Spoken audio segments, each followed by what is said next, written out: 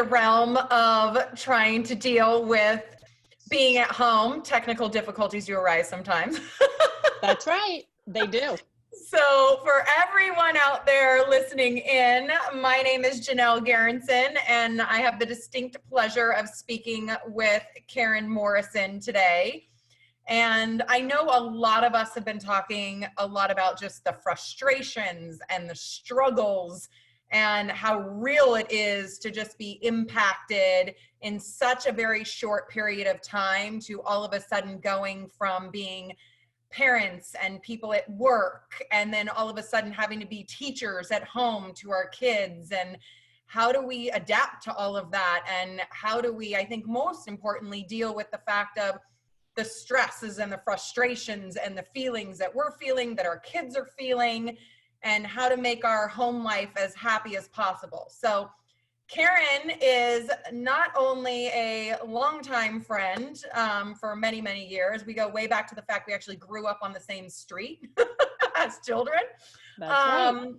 To obviously running a business, to raising 4 beautiful daughters.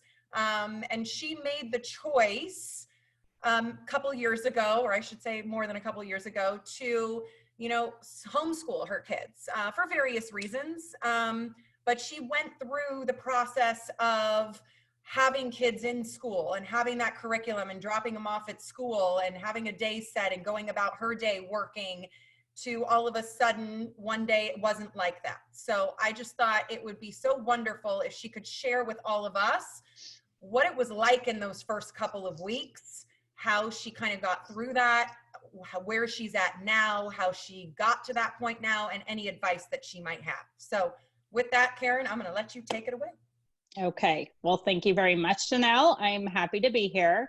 My name is Karen Morrison, as Janelle said, and I am a former therapist turned business coach turned life coach for homeschooling families. So I've had quite a journey to get here. I have 4 kids of my own. They are 9 and 12, 17, and almost 21. My oldest turns 21 next month, and she just signed up for her last semester as a senior at Laguna College of Art and Design today. So she will be graduating next December. So we've been doing this a while. And as you mentioned, my kids were in school from the time that my oldest was in preschool until the middle of 7th grade when we chose to pull her out. And the reason why I wanted to share with you and your followers today is because at one time I also was suddenly and unexpectedly homeschooling.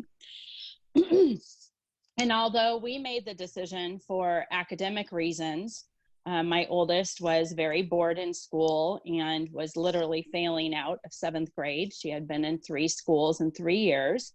We still feel like we were forced to homeschool. So I think there's a lot of families out there that maybe they always dreamed of doing this. This was something that they knew from the time that they started talking about having children, that they were going to homeschool, and that wasn't us. As you mentioned, I owned a business. My husband worked full-time. And for us, sending our kids to school was just what you did. It wasn't something that was ever on the radar for us. And like I said, for academic reasons and also emotional and mental health reasons, we really felt that we didn't have a choice but to pull our kids out. And so 8 years ago, we became suddenly, unexpectedly homeschooling. And I am happy to say that it has been an awesome experience for us. It's something that I wish that I would have done a lot sooner. And my hope in sharing with parents that are now, I think people are calling more accidental homeschooling or temporary homeschooling. Their kids are probably going to be going back to school. I just want to share with them some of the things that I have learned and hopefully give some peace and hope to those people that are feeling overwhelmed right now. They never thought they'd be doing this. They're really being forced to against their will. And also at a time when a lot of us are feeling a lot of fear and a lot of uncertainty. And so I think it's important that we just kind of pull back and focus on what's most important right now. And hopefully by hearing from some of us that have been doing this for a while, just be able to relax a little about the academics and know that it's going to all be okay. So would you like me to keep going, or do you have some specific things that you want me to cover? I think one of the things that, when you and I have been talking, one of the things that really rang so true to me was the fact of really being aware of your child's needs and Yes. wants, and realizing that for most people this is going to be a temporary situation. So Yes. like anything else, how do you make the best of a temporary situation? And one of the things that rang so true to me is, all of us don't want our kids to fall behind. I mean, I think that's just an ingrained thing in any human being, is you fight for your kids. You want your kids to do the best that they possibly can and protect them. And the reality is that some kids just do much better surrounded by other kids in a curriculum environment in a school building, and really struggle when they are at home with the freedom of toys all around and the outdoors to run around in. And some kids thrive in that. So, what's some advice you have for those of us? I mean, obviously I have two boys. My oldest, Jackson, woke up at 6:30 this morning, decided he was going to open the iPad and start going through his curriculum of stuff he needed to start doing because he wanted to get done as soon as he possibly could to enjoy the rest of the day. My other one, it's like pulling teeth to try and get him to do anything. So even in own families, we can have 2 kids, 3 kids, 4 kids with multiple different personalities. And so what's some advice you have for that, especially for families that this is most likely a temporary situation, that the kids will go back after spring break, will go back after the fall, after the summer and go back into fall. What's like the best advice you have for those? Yeah. Well, the first thing that I would say is I actually challenge a little bit, just to kind of give you a little bit of a challenge, the idea that there's a lot of kids that thrive in that environment. I think there's a lot of kids that don't suffer in that environment. There's a lot of kids that they don't resist the idea of having a teacher or a school or a curriculum to follow, right? Like, it doesn't cause them distress. It's maybe they work well with having somebody else tell them what to do, or maybe they really enjoy being in a classroom with other kids. I mean, I think that's a secondary question. However, the reason I think it's important, or a secondary thought, but the reason I think it's important is I do think that we have an opportunity, even with those kids that really do seem to do better with structure, as parents, as much as we can in this, during this uncertain time, to really observe our children and look and watch them and see how they learn best. So maybe those kids, they're just used to having somebody else tell them what to do, but maybe there's other things that they actually would prefer to be doing with their time.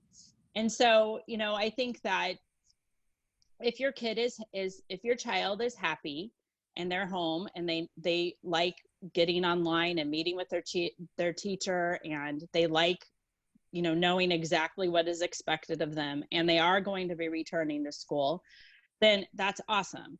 But for the rest of the kids that maybe are resisting that, or it's causing stress for the parents because they're trying to work, or maybe they're not used to having their kids around so much, I think it's okay to pull back a little bit and really just focus on what's most important for your family right now, and to really just focus more on having a daily rhythm.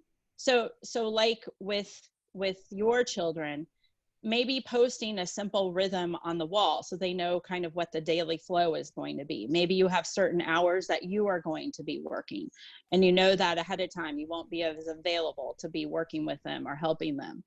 Then maybe during those hours you have some things listed for them that they know that they're allowed to be working on. But within that, a lot of freedom, so that it's not causing stress and overwhelm to the family. Obviously, this is going to be different for every family, because some of the schools are requiring very little of the kids and they're just sending home enrichment work. And then you have other schools that are requiring the kids to be online from 8 a.m. until 3 p.m. So you have to work within whatever the system is that you're in, but really pay attention to your own children and how they're responding. So I don't know if that is answering your question. Really watch your kids. Yeah, and I think, something that you just pointed out, Karen, is the fact, so my youngest Beckett, he loves to draw and color. And Yeah, so, one of the things that and he struggled a little bit in kindergarten so far this year because he loves to be more creative than right, literally follow the black and white written word, right, right? And so one of the things that we've been able to adapt to right now is, for example, he's supposed to pay attention to the weather every day in science and write, what does the weather look like? Well, I said, okay, why don't we draw a picture about what the weather looks like every day, yeah, right? And yeah, so he's super excited to go and do that and draw. And I can still find out, does he really understand? Does he realize it's raining outside? Does he realize it's cloudy outside? Does he realize it's sunny outside by what he's drawing? And he likes doing it, but you still get to know that your kid is understanding the concept of what they're trying to get through right now. And I think that goes back to kind of what you said, is understand that when they're not in such a structured environment, observe them, pay attention to them, see what they love to do and what they gravitate towards. Because I think at the end of the day, really, it doesn't matter if your kid goes about it A way, B way, or C way. All we want to know at the end of the day is, did they understand the concept? And you can have 10 different kids in a room, and some of them will do it A, some of them will do it B, and some of them will do it C. And nobody's wrong in that way, as long as the right. concept is understood. And I Well, think and I think, going back to kind of what you said about worrying about your kids falling behind. And you made a really great comment about Hurricane Katrina that I think would be amazing for you to share, because you shared with me on that over the phone a couple of days ago. But I think that's a really important thing for parents to be aware of that are so stressed out about keeping their kids on this highly detailed track of what they're being assigned. right. And I think that those of us who've been homeschooling for a while understand the idea that kids falling behind really is only relevant in a school setting. It's actually completely secondary to learning and education. Falling behind is relevant to what is being taught in the school, but it's not really relevant to learning, right? Every child's going to have gaps. So it doesn't matter if your child went to kindergarten for an entire year. You compare your child to another child in kindergarten and they're not going to look the same, even though they were both taught the same material. And I certainly experienced that with my own children, because I have my oldest daughter who's highly gifted, very intellectual, and also highly creative. And so she had lots of gaps because she resisted what she was being taught. She wasn't interested in learning it that way. And so she failed to complete a lot of the work that was being assigned to her. But it didn't mean that she wasn't taught the same material that the other kids in the same exact grade were being taught. And so I think that if we let go a little bit of this fear of falling behind, like, listen, we're all in the same boat. So it's not exactly like all those other kids are getting a lot more than your kid. We're all going through something all over the world, right? This is not isolated to your neighborhood or your area or your own family. So I think we can let go a little bit of that fear. And yes, I shared about Hurricane Katrina. I had read an article online, or maybe it was just a post from a teacher who had been a teacher during the time of Hurricane Katrina. And she was trying to reassure parents that when that happened, they didn't do any school at all. They completely were shut down. And yet the kids were fine. She talked about how successful the kids were and how they didn't actually hold them back. They just moved them along to the next grade, and that all of the kids ended up doing fine. Now, I'm sure there were kids that were quote unquote behind before Hurricane Katrina and quote unquote ahead before Hurricane Katrina, totally separate from the fact that they had to take a break from school. So I think that really focusing on your child's mental health, your family, the feeling of peace and stability in your own family, as much as you can create that for your children, learning to trust yourself and not succumb to fear or worry about getting in trouble or not doing the things that you're supposed to be doing, and really just owning the fact that you are your child's parent, you know what is best for them, and focusing more on mental health, keeping your kids happy and stimulated during this time, because of course this isn't normal for any of us. We're not able to go outside into the park and play dates. Even for those of us who homeschool, we rarely are home during a normal homeschool day. We're at museums and taking field trips and taking classes with one another. We're getting into nature and going for hikes and, you know, meeting for book clubs and parties, just like kids in school are used to doing. And so this isn't normal for us either. So I hope that helps. And then also you said something about the weather, and I can't help it, Janelle. I told you I was a little fired up today. You did, fair warning. I did warn you. I gave you an opt-out option, but I can't help myself. And the reason I can share this really with love is because my kids were in school. So my kids were in school for 10 years. I think we talked about that yesterday, trying to figure out. So my oldest went to 2 years of preschool and then kindergarten through the middle of 7th grade. So I've been doing this a long, long time and have a lot of experience with my kids in school. And I went from being in the place where I totally handed over all responsibility of educating my children to the teacher in the school. I felt that they were the experts. I didn't go to school for this.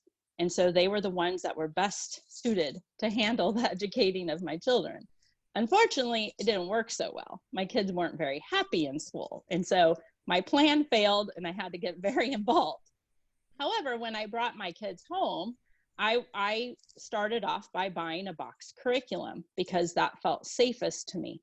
And funny enough, one of the very first lessons for kindergarten was a lesson on the weather. And I never had thought about the things that my kids were learning in school prior to homeschooling kindergarten and using this curriculum.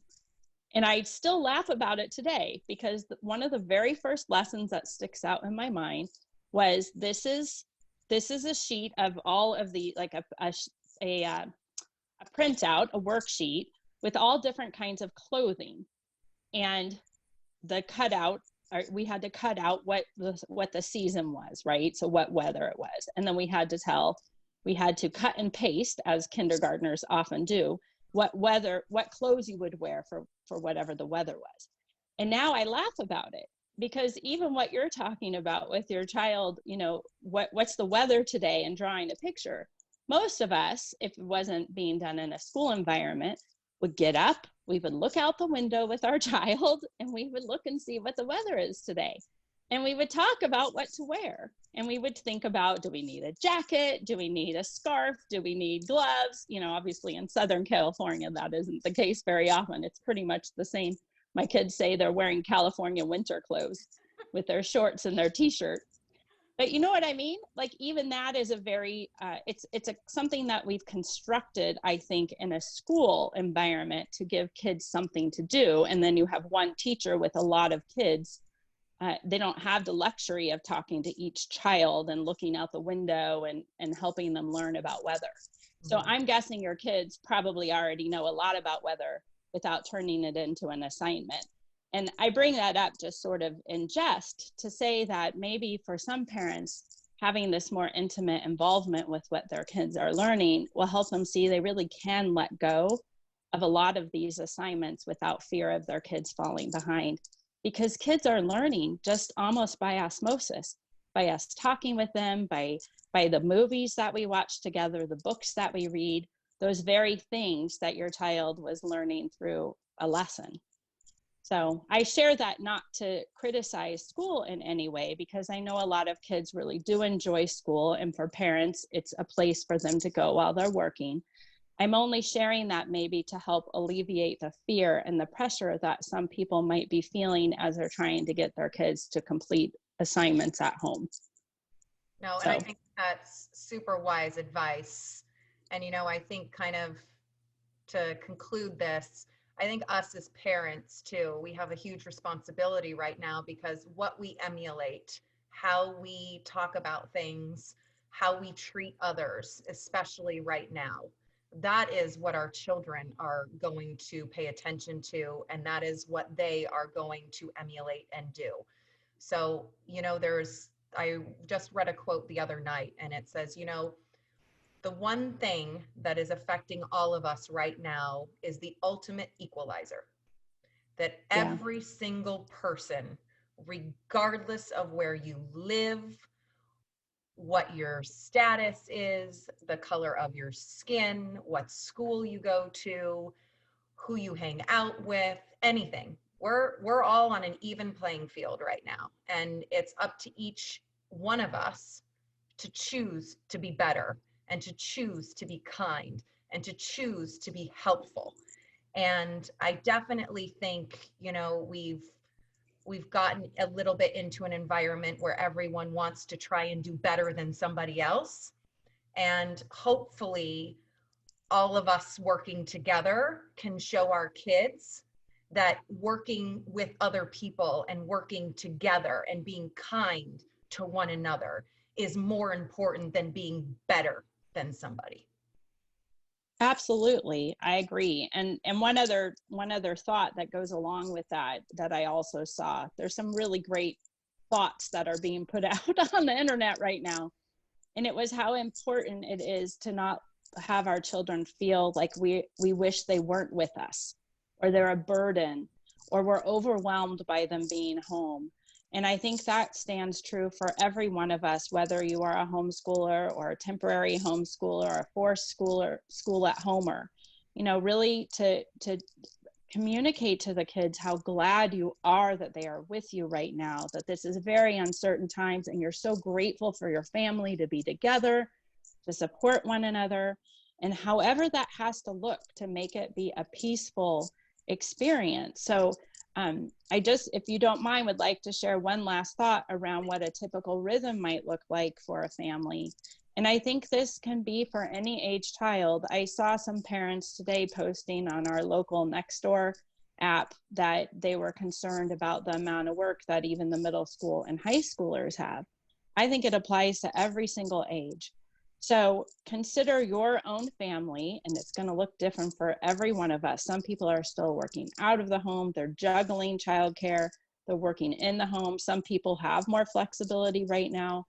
So just your own individual family, what a daily rhythm could look like for you, not a schedule, but a rhythm. So in my home, what that looks like is my husband usually gets up and he gets right to work. He works from home anyway. And then for me, I get up with my kids, we read aloud together. I usually try to light a candle. We eat breakfast together. And then I have something called a morning basket where I have resources and things that I want to share with them, just fun little things. And I'm sharing that over on my page as well. I'm doing FaceTime lives every day at 12 p.m. if people want to chime in and watch those, just sharing different resources we use around here. And then after we share a little bit of time, not more than an hour usually, we might have gone for a walk. I usually do try to get my kids outside. I think that's something that probably a lot of parents are not doing right now, even if it's just brief, like you were talking about, bouncing the basketball or skipping rope or doing some yoga stretches, getting movement and not going straight to work, because even kids that are in school would have been having that little time before class. And then doing your chores, getting dressed, brushing your teeth, all those things. And then if you're working, having a block of time your kids know that you need to not be interrupted, or if they're little, having something set up where they know things are allowed to choose from. But I'll put on my desktop computers that I keep downstairs for the kids all sorts of resources that are available for them to go on at their leisure throughout the day, so that I don't have to be fighting with them over using the computer or wanting to play video games. These things are free reign, and you'll see them being posted all over. You're probably getting some from your school already. Block off time for them to have free play. And those kids that are in school and you have assignments to turn in for the teacher, decide how much time you think is reasonable for your child, and you take ownership. If you know that you really only have an hour to give, then let the teacher know all you're going to be doing during this time is an hour. You are still their parent and you still know what is best for your child. So I could talk about this all day, but I think people probably get the idea of what I'm saying. Really take ownership. You are the parent, you know what is best for your child. And if you have to tell the school no, it is going to be okay. Obviously, I'm no expert, but I have a very hard time believing that the school is going to be kicking out a bunch of kids because they're not responding well during a pandemic. Like, really, we need to stay focused on our kids' mental health and our families' peace and stability. And we can do this because we are their parent and we know what's best for them and for ourselves. Well, Karen, thank you so much. You've been so gracious with all of your time and information. And, you know, you've been a great resource for me through this. So I really appreciate you sharing some of your thoughts. And I know I could literally have you on every day for a tidbit. I have the same feeling. So for those people that would like to follow Karen, I'm going to let her say again where to follow her, get some additional ideas. She's certainly being so generous with her time and sharing any knowledge that she has to try and help any of us that would love to jump on board and get some tidbits here and there that may work for all of us. So Karen, where can they follow you? Yeah, great. So I am on Facebook at Karen Morrison, A Spacious Life. That's my page. And then on there, you can also find, I have a private group of families that most of them are already homeschooling, but there's some that are new to homeschooling. The link is on Karen Morrison, A Spacious Life. And then also on Instagram, and then that is _spacious_life. And I do both private and group coaching as well, though right now I'm just offering for free Facebook Lives every day at 12 during the week to offer any tidbits and help parents as much as I can. Thank you so much. Thank you very much. Thank you so much for listening in, and we wish you a healthy and blessed day. Okay.